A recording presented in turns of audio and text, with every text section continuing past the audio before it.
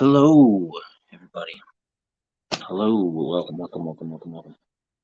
I gotta make this quick because I don't know how long this video I can actually go for.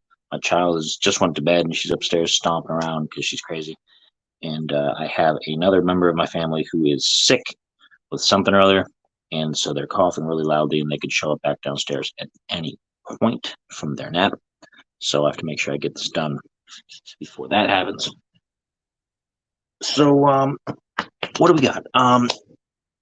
The first, I'm going to give you some memory lane here. The first liquor that I really got into when I was buying for myself when I hit drinking age, because here in the United States we have certain drinking ages compared to some places overseas, as some of you might know if you're an overseas viewer.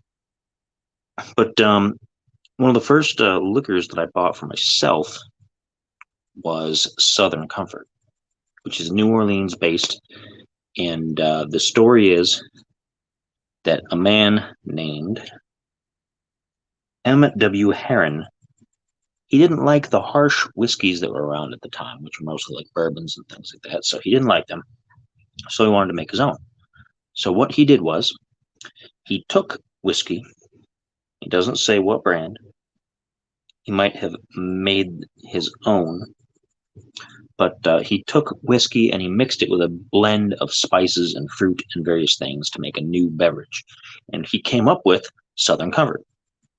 It's extremely smooth. It's extremely sweet. And there's two kinds. You can get it in 40 proof, or you can get it in where I have it here tonight, 100 proof, which is the good stuff. I went through a lot of 40 proof when I was young because it was cheap. This is still relatively cheap, but it was very cheap, and you didn't have to go to a liquor store to get it. A lot of times it was on the shelf with a lot of the mixers and various other things, and with the wines and a lot of the local stores. Because here in Ohio, they have a section generally for the real hard stuff that's 80 proof or higher, and anything less than that is generally on a shelf nearby outside there, where you can just grab it off the shelf and take it to the counter. So I drank a lot of it. I drank a ton of it. I mixed it with, I was drinking a lot of Mountain Dew at the time, so I drank a ton of it mixed with that, all that kind of stuff. Got a little burned out on it, but it's still one of my favorites because it's very smooth and because it's very tasty. And once I found out that it was actually basically a whiskey, I was super interested because it was very impressive to me as a whiskey. Now, in time, recently, you guys watched me mix up a Sazerac.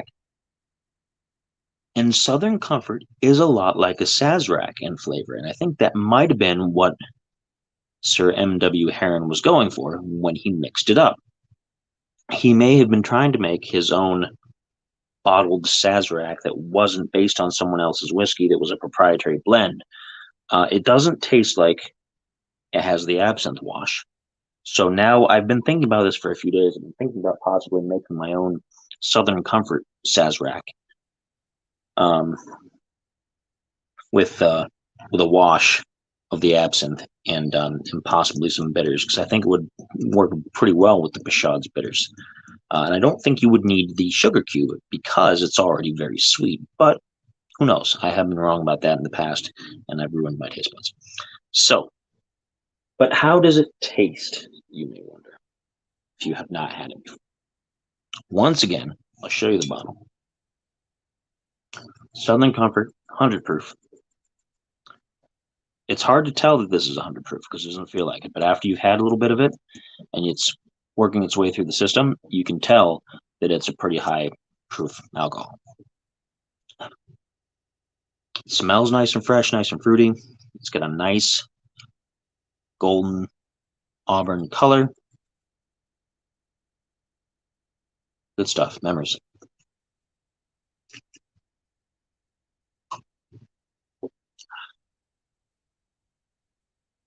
And it is very sweet. It's obnoxiously sweet, which is why I don't drink it as much nowadays. Because even though I really like the flavor of Southern Comfort, it has a definite cough syrup feeling to it, especially the 100 proof, because it's so sweet. And the 100 proof actually has the alcohol to back it up, whereas the 40 proof, not so much. You drink enough of it and it'll do the job. But the 100 proof, you don't need quite so much, and you do get a lot of that alcohol burst in there.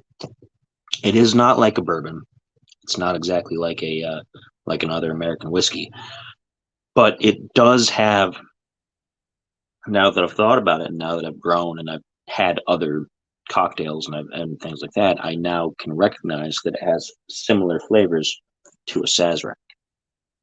And again, I think that's what he was going for because this is from New Orleans, and the Sazerac is a New Orleans cocktail. So I think that's really what he was going for. He was trying to get a Sazerac without making a Sazerac that could just be a pre-bottled recipe that you didn't have to mix or do anything like that. So super interesting. It is super sweet, and like I told you, it you drink a little bit of this, and it doesn't seem like you're drinking a lot of alcohol, but once you get into it, it is quite a bit of alcohol. So,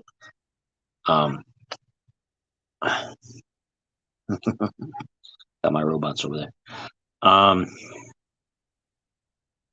But I like it. I mean, I really enjoy it. I think it's best if it's mixed with things. I think it works best as a mixer. But straight up, if you have a sweet tooth, it is pretty darn good. Since I don't have as much of a sweet tooth as I used to, mixing is pretty much the way that I would go for this. So, yeah. But that's all I got for you tonight. Just short and sweet. I will get back to you guys next time with another great video. Keep watching, stay tuned, and till next time, cheers.